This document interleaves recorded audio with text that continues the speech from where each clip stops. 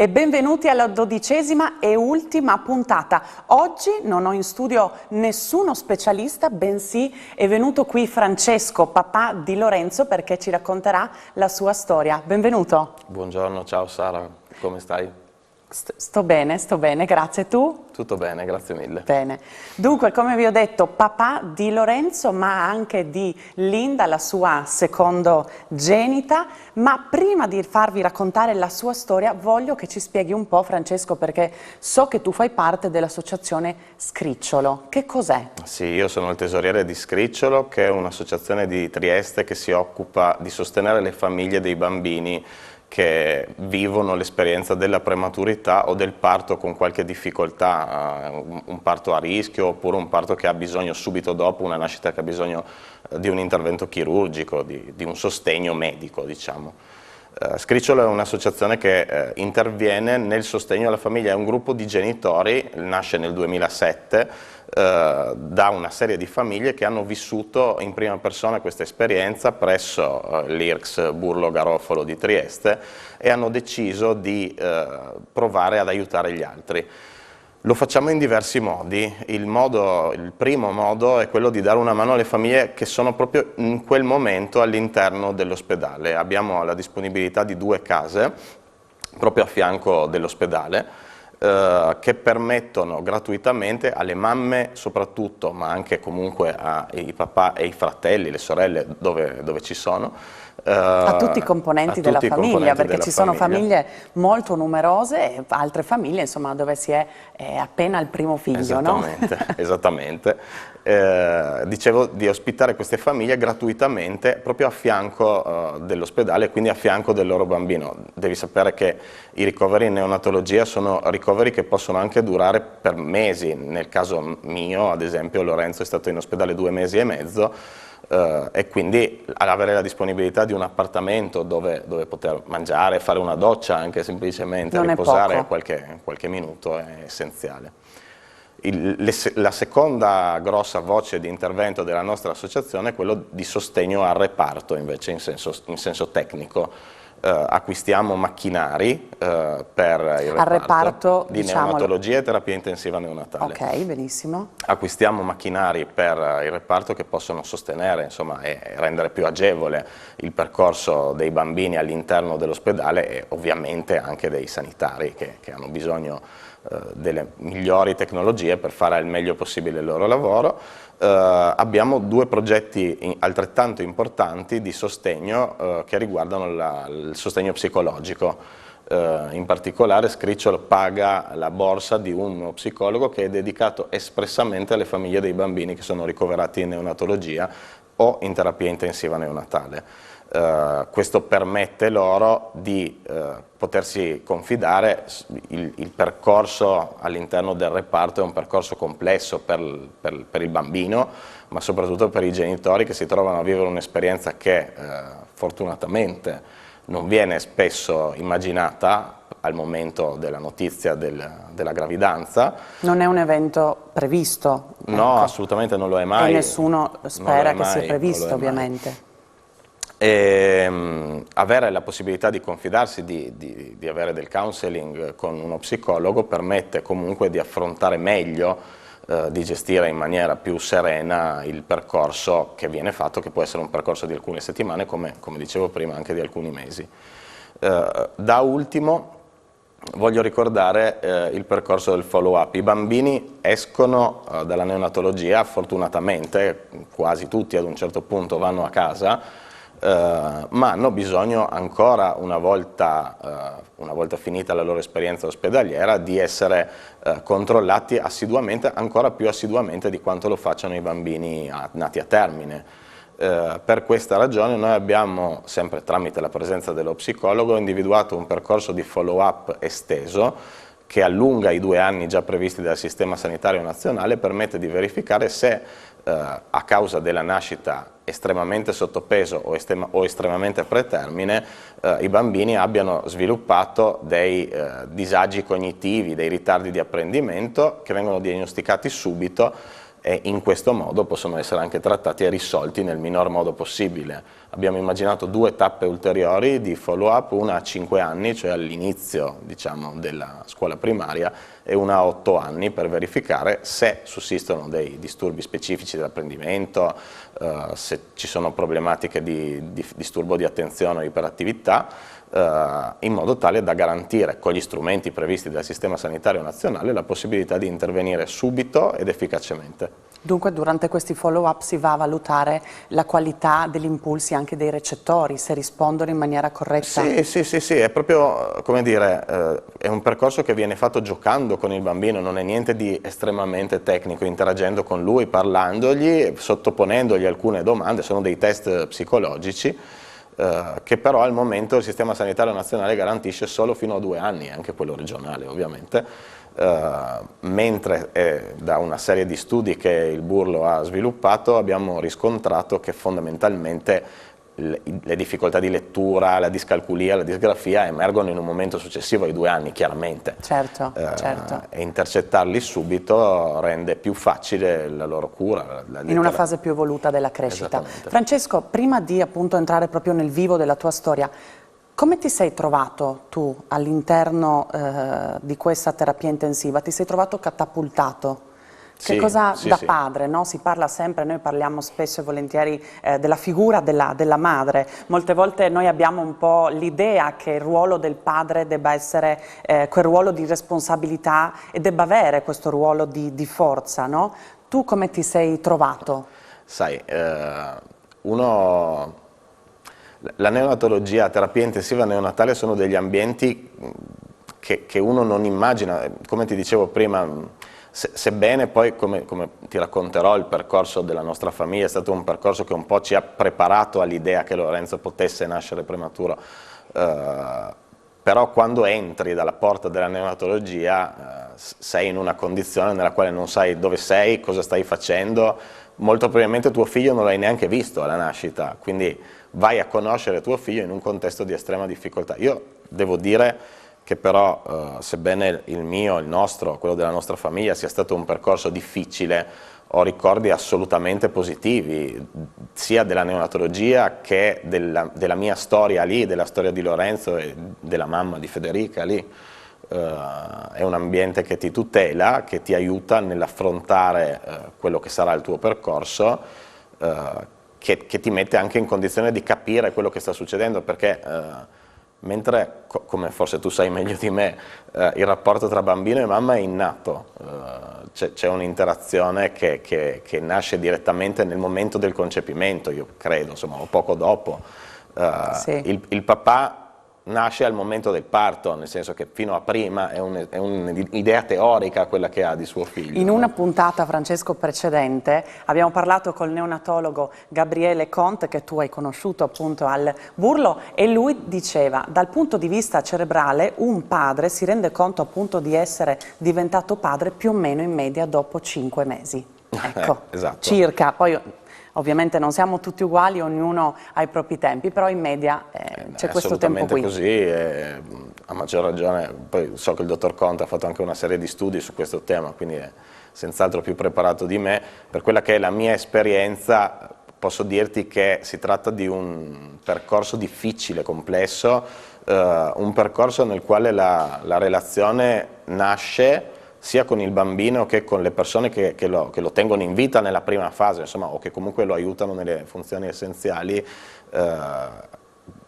ovattato, tutelato, tante volte i primi giorni il bambino quasi non si tocca, i genitori hanno paura a toccarlo, chiedono, io ricordo, sono entrato in reparto alle 2 di mattina, Lorenzo è nato poco prima di mezzanotte, da solo, perché la mamma non poteva scendere, e quando sono arrivato la dottoressa che mi ha accolto, la dottoressa Travan, che tra l'altro è la primaria della neonatologia, che abbiamo avuto qui, tra l'altro la dottoressa Laura Travan, mi ha spiegato tutta una serie di cose. Lei ancora oggi mi prende in giro perché le dice, le ho detto dopo mezz'ora che mi spiegava che cosa avrebbero fatto a Lorenzo, quali erano i rischi, quali erano le aspettative per il suo sviluppo. Io ho detto: guardi dottoressa, lei mi ha parlato mezz'ora ma io non ho capito nulla di quello che mi ha detto, se me lo ridice domani mattina mi fa un piacere. sono più lucido.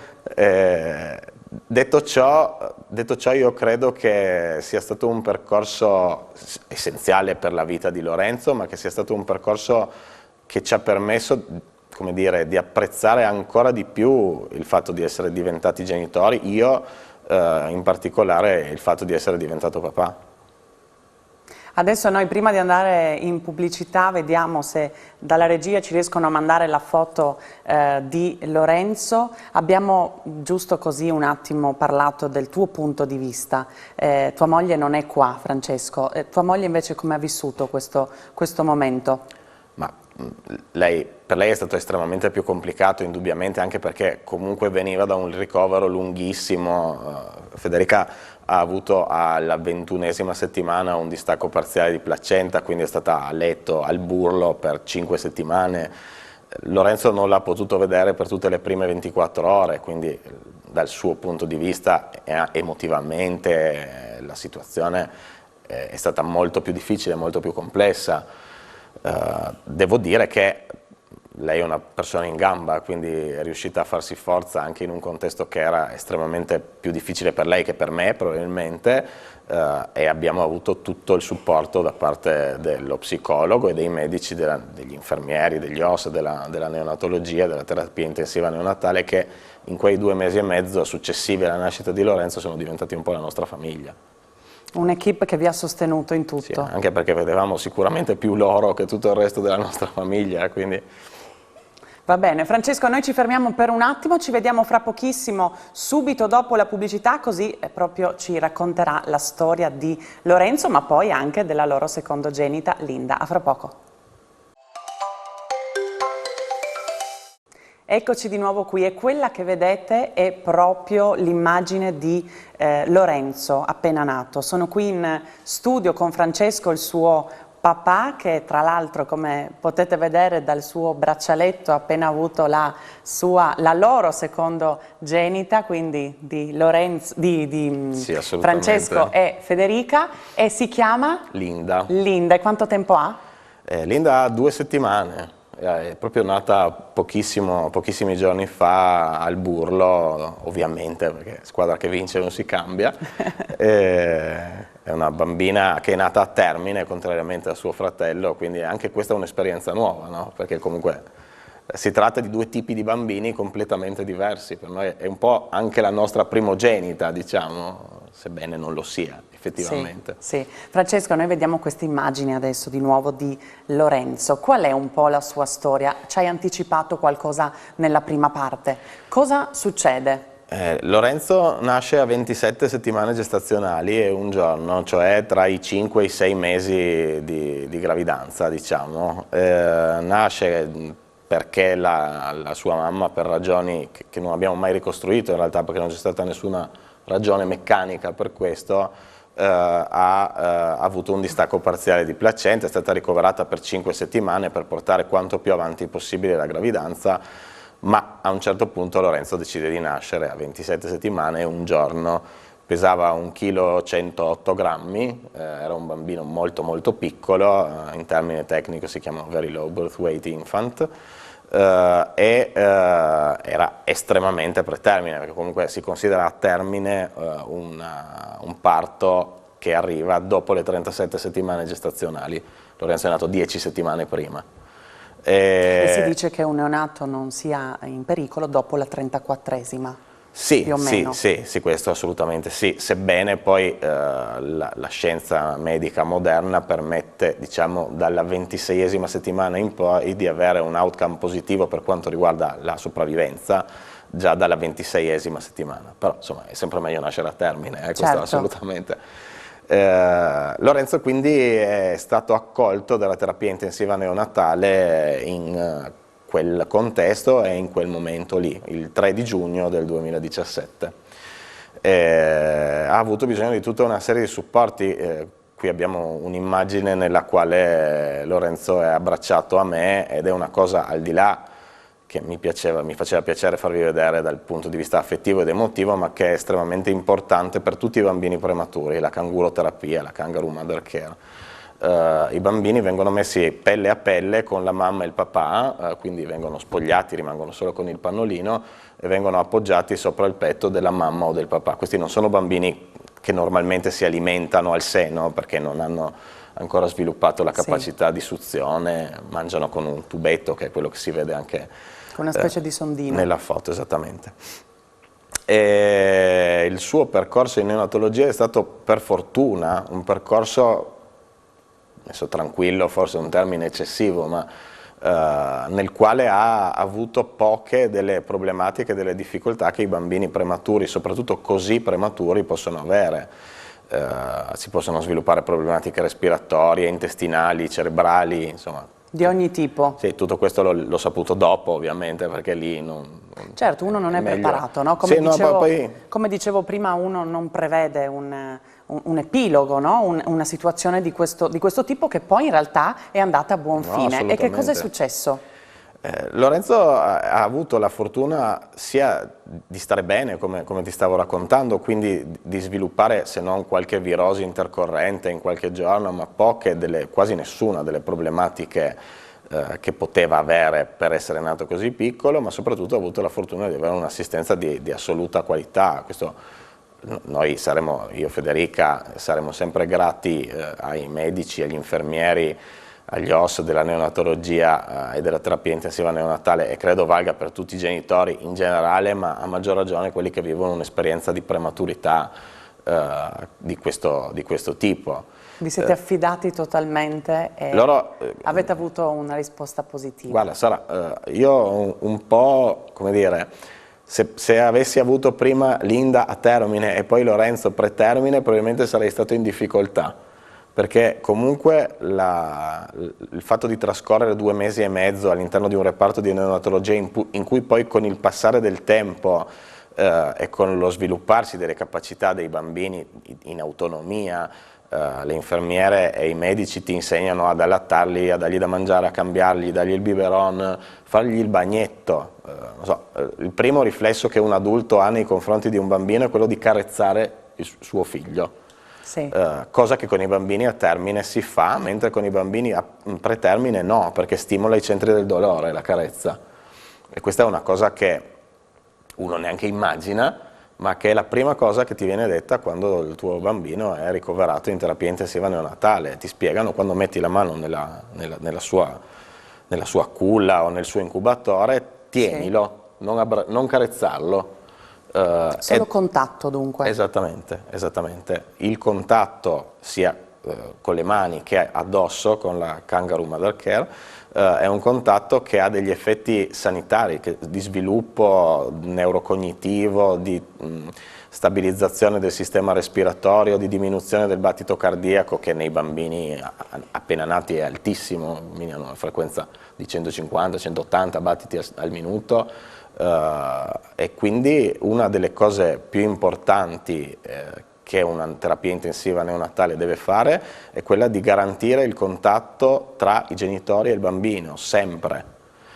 Ora con la pandemia che abbiamo in corso questa è una cosa difficile da fare, però anche qui il Burlo, come tantissime altre neonatologie, ha fatto il possibile e anche un po' l'impossibile per permettere alle mamme e ai papà di stare come era prima del Covid, 24 ore al giorno con il loro bambino a fianco, gestendolo, tenendoselo addosso, perché comunque il parto prematuro è un parto come dire, che strappa il bambino dal suo posto naturale, normale in quel momento, che sarebbe l'utero della mamma. Quanto tempo è stato quindi in terapia intensiva Lorenzo? Lorenzo è stato dimesso il 16 agosto, quindi è stato 2 mesi e mezzo puliti. E voi andavate ogni giorno lì? Sì, noi eravamo ogni giorno lì, un po' per qualche giorno, noi siamo di Monfalcone, quindi Trieste non è lontanissimo, sì. Ci siamo appoggiati comunque nei primi giorni anche un po' all'appartamento, poi per tutta una serie di ragioni abbiamo preferito tornare a casa, ma fondamentalmente noi eravamo lì, o io o Federica o entrambi, dalle 7 del mattino alle 10 di sera per tutto quel periodo. Quindi lì facevate questa canguroterapia, che abbiamo visto sì. La foto dove c'è Lorenzo sul tuo petto, e poi la giornata come si sviluppava? I bambini devono mangiare 8 volte al giorno. Questi non sono bambini che quasi mai, soprattutto i bambini così prematuri, vengono attaccati al seno, quindi mentre le mamme tirano il latte, i papà un po' li contengono, li tengono abbracciati, insomma stanno con loro.